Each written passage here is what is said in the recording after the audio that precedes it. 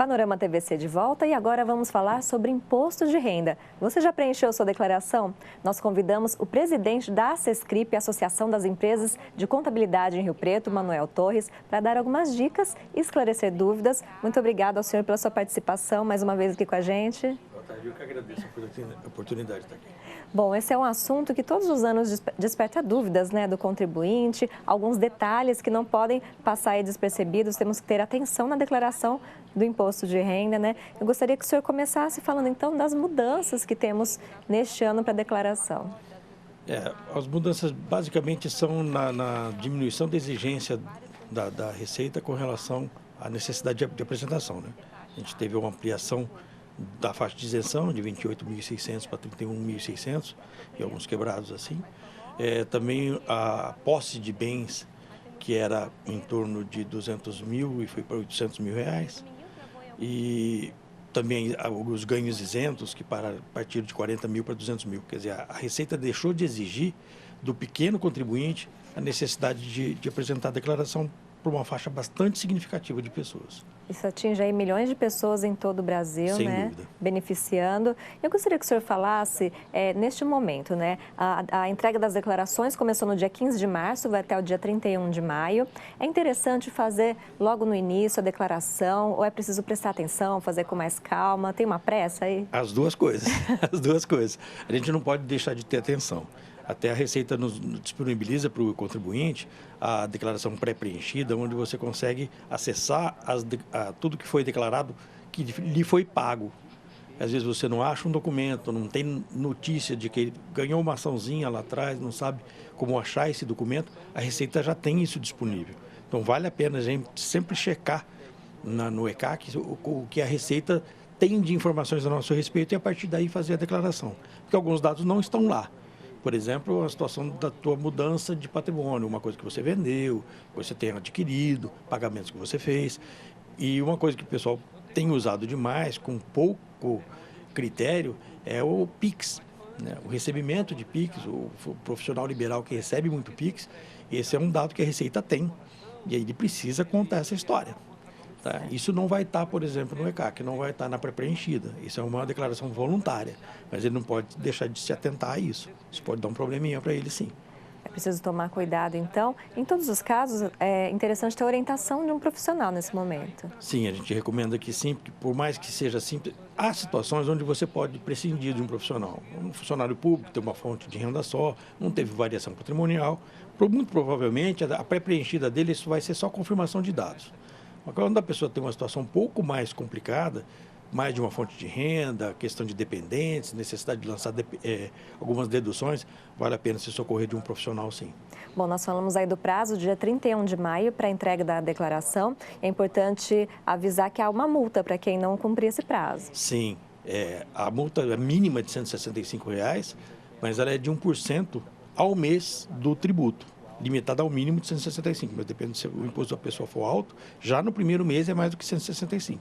Vale a pena correr para fazer, não só por causa de perder a multa, mas quem tenha restituição, o prazo da entrega é questão de desempate na hora de receber a restituição. Tem umas categorias que são privilegiadas, os mais idosos, situações de mais risco, a Receita põe na frente e paga primeiro.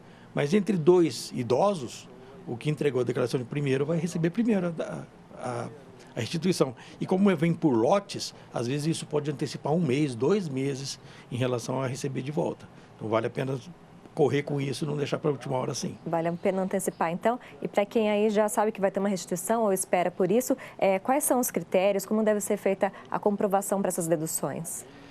Olha, as deduções têm que ser baseadas em documentos, com notas fiscais por exemplo, o plano de saúde apresenta um informe de rendimentos para a gente, se basear nisso. Quando é uma situação desse tipo, de plano de saúde e tal, isso já está também naquela pré-preenchida. Você pode lançar mão das deduções nessas DIFs que as outras empresas entregaram. Mas quando é de pessoa física para pessoa física, por exemplo, eu gastei um dinheiro com um dentista, o recibo dele é imprescindível, que você tenha, porque eventualmente isso não vai ser juntado na declaração, mas a Receita pode pedir a comprovação desse documento, principalmente se é o lado oposto divergir ou no valor, ou ele não disser que recebeu de você e você disse que pagou, essa divergência das informações pode dar malha e a Receita querer ver a documentação que você disse que tinha. Esse é um receio que muitas pessoas têm ao preencher, né, a declaração, cair na malha fina. Muitas pessoas ficam assustadas com a situação, mas é uma questão depois de adequar, de corrigir essas informações. Como que isso é feito?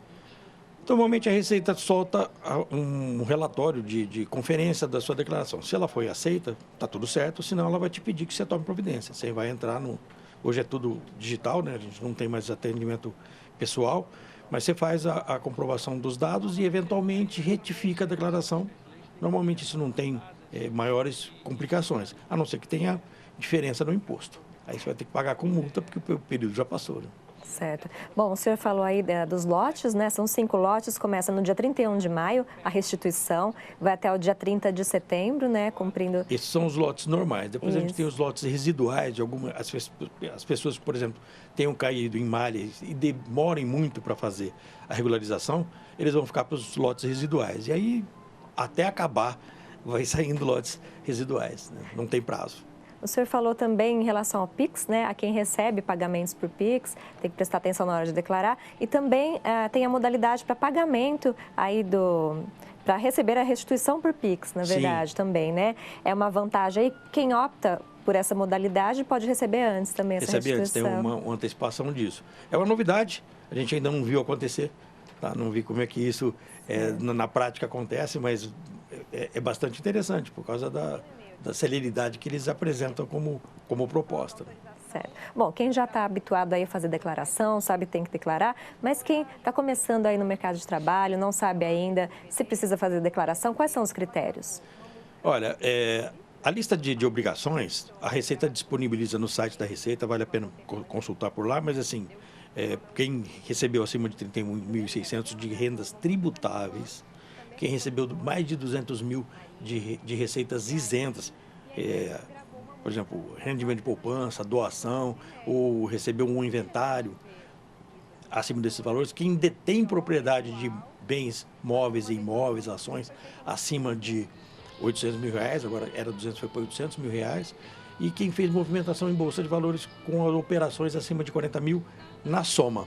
Além disso, você tem imposto a restituir e quer declarar, faça a declaração, não precisa estar incluído nas outras opções de obrigatoriedade.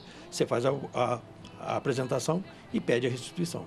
Ela é, inclusive, eu recomendo que faça, mesmo que esteja desobrigado, porque o teu histórico fica lá. Então, daqui 2 ou 3 anos você passa a ser, tá obrigado a entregar, e você não ter o histórico, dá trabalho de correr atrás. Quando eu paguei desse carro, de quem que eu comprei, que ano que foi. Então, o histórico é interessante ter. Então, quem começou, não pare, continue entregando sempre, porque é sempre muito bom ter esse histórico mantido junto da Receita. Já facilita o processo, muito. Né? E para todos esses casos, tem aí uma oportunidade para quem quer fazer uma ação solidária também, que é a destinação solidária, Sim. Na hora de fazer a declaração. Como ela funciona? Quem for fazer a declaração de renda no modelo completo, que não usa aquele desconto padrão, ele pode destinar até 3% da sua renda tributável para o fundo do idoso e mais 3%, até 3%, para o fundo do adolescente. O sistema faz sozinho, ele puxa os limites sozinho, ele gera o DARF sozinho. Use só esse DARF, não faça o pagamento por PIX, porque aquele pagamento que os CNPJ dos fundos apresentam, ele só vai servir para a declaração do ano que vem. Então pode dar uma dor de cabeça com relação a isso, porque você ainda nem sabe se vai ter dedução ou não para o ano que vem. Então, faça pelo DARF que é gerado dentro do sistema da Receita. Esses recursos são geridos pela Prefeitura, são projetos que são apresentados e são muito... aqui em Rio Preto a gente tem um carinho muito grande por isso. Para você ter uma ideia, no ano passado nós ficamos em 2º lugar no estado de São Paulo, com a maior arrecadação para o Fundo do Idoso, só perdemos para o município de São Paulo. Tá? E do 6º lugar do Estatuto da Criança e do Adolescente. E esses projetos, é tirar do bolso do governo federal e deixar por aqui para aplicação em projetos que são classificados, são acompanhados, tem uma verificação da destinação, se ela de fato acontece. E isso ajuda muito ao município, porque é uma situação, a gente tem aqui, em Rio Preto principalmente, um afluxo de muita gente de fora para se utilizar da estrutura de saúde, de questões sociais aqui de Rio Preto. E a gente não tem a contrapartida disso. Sai do mesmo bolso. Então, se a gente conseguir trazer esses recursos federais, ajuda muito nesse atendimento. E eu vou dizer, mesmo estando em segundo lugar e sexto, a gente tem uma capacidade de arrecadação de 30 milhões e estamos arrecadando um pouco mais de 3,5. Temos muito para crescer. Tem um potencial grande. Basta a gente aí, né? mexer, aí, ter vontade de fazer isso, falar com o seu contador, ele vai saber fazer. Não tem nenhuma retaliação da Receita, que esse é um mito que existe. O pessoal, vou fazer isso, então depois a Receita vai querer me jogar na malha. Não, isso não existe. São departamentos completamente opostos. Tá? Só tem a validação pela Receita, mas é um dinheiro que não é da Receita. Não faz parte do imposto de renda. Ele só encurta o caminho de ir até o governo federal e voltar para a gente. E fica aqui no município. Então a gente pede, façam isso. Faz muita diferença para Rio Preto. Tá certo, só vai fazer o bem para todos. Tá certo, muito obrigada. Eu falei com o Manuel Torres, presidente da Sescrip. Obrigada pelos seus esclarecimentos. Obrigado a vocês. Uhum.